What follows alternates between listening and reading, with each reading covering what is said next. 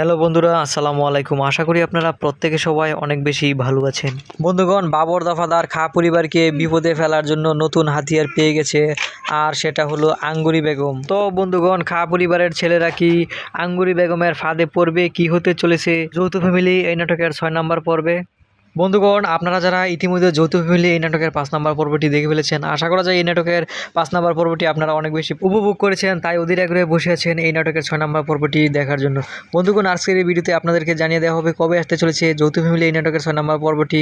কিন্তু তার পূর্বে আপনাদের কাছে ছোট্ট একটি রিকোয়েস্ট, আপনারা যদি আমাদের চ্যানেলে নতুন দর্শক হয়ে থাকেন তাহলে অবশ্যই আমাদের চ্যানেলটিকে সাবস্ক্রাইব করবেন, কারণ আমরা প্রতিনিয়ত এই সকল নাটকের আপডেট আপনাদের মাঝে নিয়ে আসি। আর বন্ধুরা, আপনারা কে কোথায় কোন দেশ হতে ভালোবেসে আমাদের ভিডিওগুলো দেখছেন তা অবশ্যই কমেন্টে লিখে জানাতে পারেন। বন্ধুগণ, খা পরিবারের কর্তারা যতই একে অপরের সাথে ঝগড়া করুক না কেন, কিন্তু তারা বাইরে সবসময় মিলেমিশে থাকে এবং মানুষের সাথে দেখায় যে তারা খুবই মিলেমিশে আছে।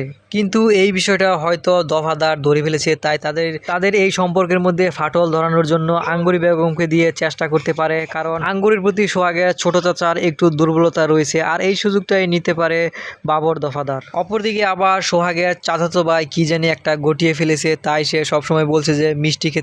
সে কি পরীক্ষায় ভালো রেজাল্ট করেছে নাকি সে আবার কোনো বিয়ে টিয়ে করে ফেলেছে? আপনারা কি বলেন তা অবশ্যই কমেন্টে লিখে জানাতে পারেন।